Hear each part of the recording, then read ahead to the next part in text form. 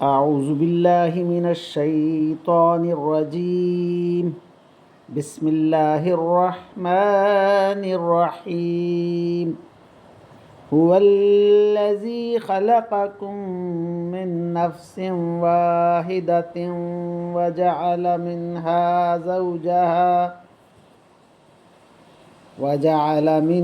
زوجها ليسكن إليها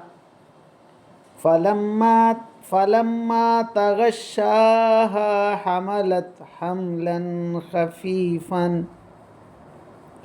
فمرت به فلما أثقلت دعوا الله ربهما لئن آتيتنا صالحا لنكونن من الشاكرين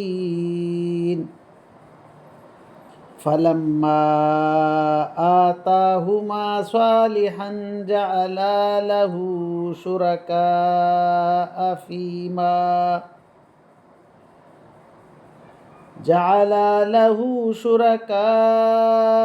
فيما آتاهما فتعالى الله عما يشركون.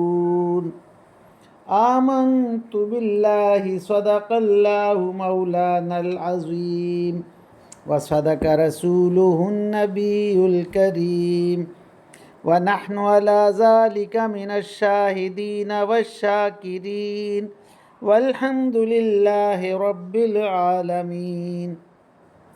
ابھی آپ کے سامنے سورہ الاعراف کی آیت نمبر 199 تا 190 کی تلاوت کی گئی. انشاءاللہ کچھ ہی دیر بعد عزت مآب راؤ شاہ نواز صاحب انہی آیات کا ترجمہ، تشریح اور تفسیر بیان فرمائیں گے. اللہ تعالیٰ سے دعا ہے کہ ہمارا پڑھنا، آپ لوگوں کا سننا اللہ تعالیٰ قبول و منظور فرمائے اور اس پر عمل کی توفیق عطا فرمائے. آمین یا رب العالمین. اعوذ باللہ من الشیطان الرجیم. بسم اللہ الرحمن الرحیم. ملتان سے شانواز تمام دوستوں کو السلام علیکم ورحمۃ اللہ وبرکاتہ. دوستان گرامی، آپ کے سامنے سورہ اعراف کی آیت نمبر 199 اور 190 کی تلاوت کی گئی. اب ان آیات کریمہ کی آسان تشریح، ترجمہ اور تفسیر حاضر خدمت ہے.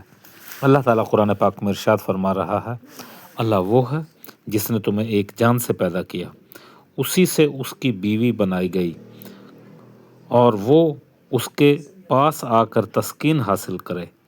پھر جب مرد نے عورت کو ڈھانپ لیا تو عورت نے حمل کو ایک ہلکا سا بوجھ اٹھا لیا جسے لے کر وہ چلتی پھرتی رہی. پھر جب وہ بوجھل ہو گئی تو دونوں میاں بیوی نے اپنے پروردگار سے دعا کی کہ اگر تو نے ہمیں تندرست والی اولاد دی تو ہم بالضرور تیرا شکر ادا کریں گے. اللہ اکبر. لیکن جب اللہ نے ان کو ایک تندرست بچہ دیا تو دونوں اللہ کی عطا کی ہوئی نعمت میں اللہ کے ساتھ دوسروں کو شریک ٹھہرانا شروع کر دیا، حالانکہ اللہ ان کے مشرکانہ باتوں سے کہیں بلند اور برتر ہے. اللہ اکبر. اب ان آیات کریمہ کی تفسیر ابن کثیر سے. عنوان ہوتا ہے اولاد اللہ عطا کرتا ہے اور مشرک اللہ کی جانب منسوب کر دیتا ہے. ارشاد ہوتا ہے کہ دنیا جہان کے لوگ آدم علیہ السلام کی نسل سے پیدا کیے گئے اور آدم علیہ السلام ہی سے ان کی بیوی حوا کو پیدا کیا گیا. ان دونوں سے نسل بڑھی جیسا کہ اللہ تعالیٰ نے فرمایا، اے لوگوں، ہم نے تم کو ایک مرد اور ایک عورت سے پیدا کیا، اتنا بڑھایا کہ تم لوگ خاندان اور قبیلے بن گئے. اب تمہیں ایک دوسرے کے حقوق پہچاننا چاہیے. اللہ تعالیٰ کی نظر میں تم میں شریف تر وہی ہوگا جو سب سے زیادہ محتاط عمل کرے گا، یعنی ایک دوسرے میں الفت پذیری رہے. اس لیے فرمایا گیا کہ یعنی تم دونوں کے دلوں میں محبت اور رحمت ڈال دی. دو روحوں میں جو محبت اور رحمت ہوتی ہے وہ روحین کے باہمی الفت اور مواسنت سے بڑھ کر نہیں ہو سکتی. اس لیے اللہ تعالیٰ نے بیان فرمایا کہ سحر یعنی جادوگر اکثر اپنے سحر کے ذریعے اس بات کی کوشش کرتے رہے ہیں کہ میاں بیوی میں تفرقہ ڈال دیں. غرض شوہر اپنی بیوی کے ساتھ فطری محبت کی بنا پر مواسنت اور قربت اختیار کرتا ہے تو ابتدا اور وہ اپنے اور ابتدائے وہ اپنے پیٹ میں ایک ہلکا سا بوجھ محسوس کرنے لگتی ہے۔ یہ آغاز حمل کے زمانے کا ہوتا ہے۔ اس وقت عورت کو کوئی تکلیف کا آغاز نہیں ہوتا، کیونکہ یہ حمل تو ایک نطفہ اور علقہ اور مصغہ ہے، یعنی نطفہ گوشت کا چھوٹا سا لوتھڑا ہے، ابھی وہ ہلکی پھلکی ہوتی ہے۔ ایوب کہتے ہیں کہ میں نے حسن رحمۃ اللہ علیہ سے سنا اور پوچھا ہے کہ اگر ہم عرب ہوتا تو اہل زبان ہوتا تو جانتا کہ اس کے معنی کیا ہوتے ہیں۔ اس طرح وہ حمل کو چندے لیے پھرتی رہتی۔ فتادہ رحمۃ اللہ علیہ کے معنی یہ ہیں کہ حمل نمایاں ہو گیا۔ ابن جریر کہتے ہیں کہ حمل لیے ہوئے آسانی سے اٹھ بیٹھ سکتی۔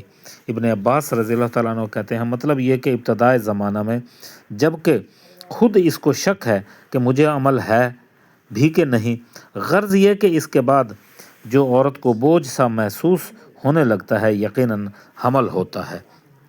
اور یہ تو ماں باپ دونوں اللہ تعالیٰ سے تمنا کرنے لگتے ہیں کہ اللہ تعالیٰ انہیں صحیح سالم بچہ عطا کر۔ اللہ تعالیٰ بڑا احسان کرنے والا ہے۔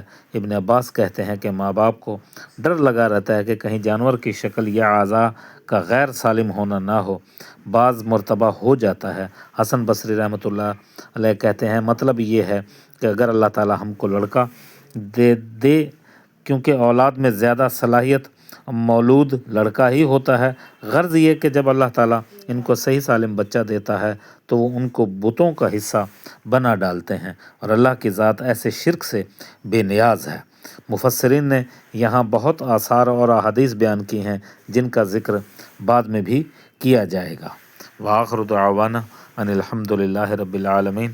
اے میرے پروردگار، قرآن پاک پڑھا گیا، ترجمہ، تشریح اور تفسیر بیان کی گئی، اپنی بارگاہ میں منظور و مقبول فرما اور ہمارے لیے توشہ آخرت بنا دے۔ وآخر دعوانا ان الحمد للہ رب العالمین۔ آمین یا رب العالمین۔